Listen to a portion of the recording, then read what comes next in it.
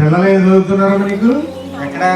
Rangeshwara school. పాప 7th class. వాళ్ళకి ఎప్పుడైనా నీకు చదువులకు ఇబ్బంది అయినా సరే మా దగ్గరికి రా, తప్పకుండా మేము చూస్తాం. ఇది జాగ్రత్తగా పిల్లల కోసం ఖర్చు పెట్టండి. నీకు ఎవరున్నా నువ్వు రా, పర్వాలేదు, ఎవరో రావట్లేదు. నీకు కూడా తెలుసు కదా, ఒకసారి వచ్చావు నా దగ్గరికి. సమానత్వం అనేది ఖచ్చితంగా ఉంది. సమానత్వం అన్ని కమ్యూనిటీలు ఒకటి, అందరూ సమానం అనేది భావంతో అందరూ వెళ్తున్నాం.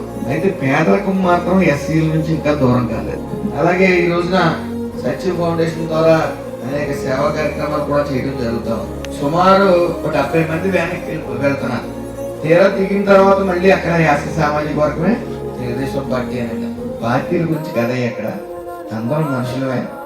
70 మంది ఎక్కించేది ఇరిగిపోతే ఆల్రెడీ 42 మంది కాళ్ళు చేతులు పోయినాయి, ఏళ్ళు ఇరిగిపోయినాయి. అయ్యో పాపం అంటారో 10,000 మేము 20,000 మేము ఇస్తాం తప్ప జీవితాంతకాలం మిమ్మల్ని మేము పెంచి పోషించాం కదా. పోలిశెట్టి చంద్రశేఖర్ గారిని తీసుకోవచ్చు. ఎస్సీ సామాజిక వర్గంలో ఎవరైనా చనిపోతుంటే ఆయన 3,000 కిట్టు అందజేస్తున్నారు.